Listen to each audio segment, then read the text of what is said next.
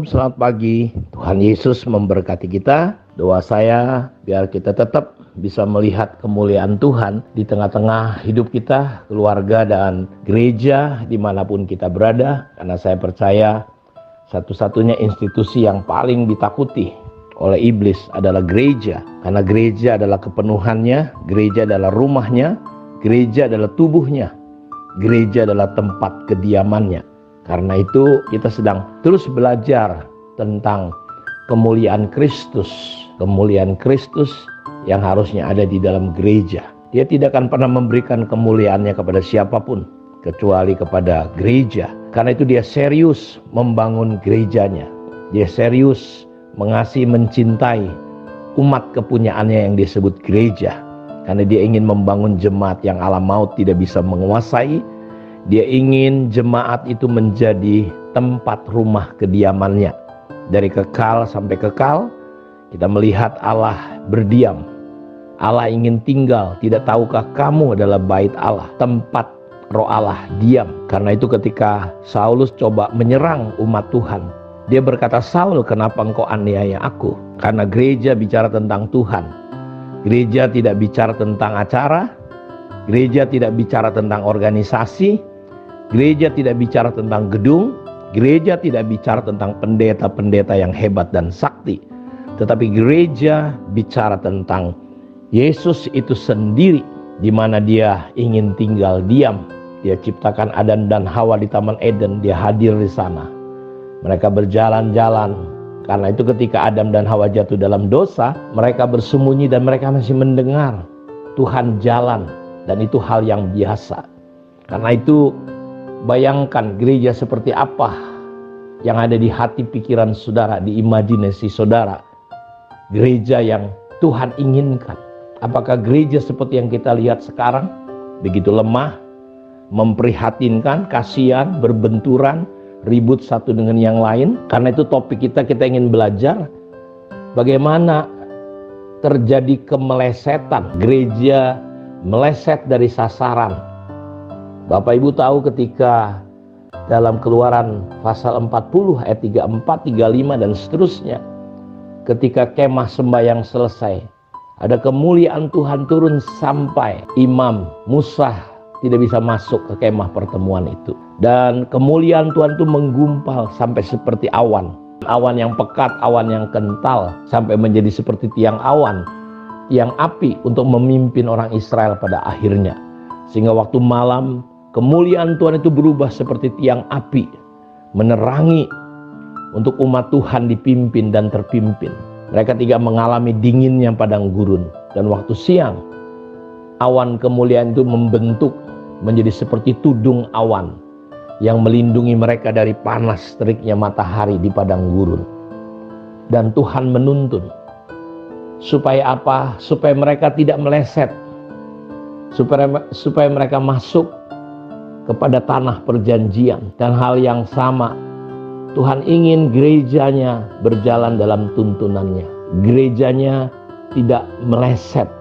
Kita lihat ketika di kitab Hagai, perhatikan keadaanmu. Ada hal yang tidak harusnya terjadi dengan kondisi mereka. Ketika mereka meleset, harusnya mereka memperhatikan rumah Tuhan. Kalau kita zaman sekarang memperhatikan tubuh Kristus, memperhatikan sesama kita. Karena itu apakah Anda di gereja sebagai pembangun atau peruntuh? Anda sebagai perusak atau Anda sebagai pendamai? Anda menopang. Terkadang banyak orang meleset dalam kegerejaannya, kejemaatannya. Dia cuma datang dengar khotbah. Saudara harus mengerti. Jangan sampai meleset. Karena itu Tuhan berkata, Paulus berkata, ya, dia berdoa supaya jemaat bisa mendapat roh hikmat, roh wahyu, supaya mereka bisa mengenal dia dengan benar. Ya, ini serius sekali prinsip ini. Karena ketika mereka mengenal Allah dengan benar, barulah mata hatinya bisa terang. Barulah gereja ini bisa mengerti pengharapan apa yang terkandung di dalam panggilannya. Kalau enggak, kita bisa meleset. Betapa hebat, betapa dahsyat, betapa mulia bagian bagi kita yang mempercayai konsep Tuhan ini. Karena itu kita akan mulai belajar tentang kemelesetan gereja. Sebutkanlah contoh satu hal. Hari ini gereja meleset karena gereja berpikir hari ini tentang jumlah. Kita ditipu oleh iblis sehingga banyak orang mengejar jumlah. Saudara coba perhatikan. Mereka menukar kualitas umat dengan jumlah. Gak salah kalau kita diberkati dengan jumlah. Pertanyaannya, apakah gereja-gereja hari ini kita sebagai orang Kristen, kita menjadi orang Kristen yang berkualitas? Ya, Paulus menemukan bahkan di Korintus ada anak-anak meniduri istri ayahnya walaupun itu ibu tirinya. Kacau sekali, meleset. Ada dosa yang terjadi di dalam gereja. Karena itu gereja hari ini tidak boleh berhenti hanya hari Minggu. Kebanggaan, kepuasan seorang gembala, seorang pendeta bukan hanya jumlah, bukan hanya masalah berkat, masalah uang, tapi kualitas, kesucian, kekudusan jemaat. Saudara harus pastikan apakah kita jemaat-jemaat ini pasti masuk surga. Oh Pak, saya percaya Yesus. Iblis juga percaya. Tapi sejauh mana kualitas? Hari ini Bapak Ibu, Paulus berkata belum pernah ada dosa yang begitu dahsyat ya, di dalam hidup jemaat di Korintus. Kita menemukan ada dosa-dosa yang mengerikan. Karena itu nggak jaminan. Karena hari ini kita kadang-kala meleset menjadi gereja, menjadi jemaat. Apa sih makna dan arti? Apa sih arti daripada jemaat? Daripada gereja Tuhan. Kita tidak bisa berhenti hanya sekedar acara-acara ibadah. Karena itu gereja bukan acara ibadah. Gereja bicara tentang hidup kita yang terus dibaharui, dirubah. Dan itu kita nggak boleh menjadi seperti dunia. Berubahlah kamu oleh pembaharuan budimu. Jangan kamu menjadi serupa dengan dunia. Lihat Bapak Ibu, kemelesetan-kemelesetan yang sedang terjadi di dalam hidup gereja, dalam kehidupan jemaat. Nanti ke depan kita akan belajar hal-hal yang meleset, yang keliru, yang lari dari 7 gereja. 2 gereja dipuji Tuhan, 5 gereja Tuhan tahu kondisi mereka. Tapi ternyata ketika Tuhan mendalami, melihat mereka, ada hal-hal yang gak benar.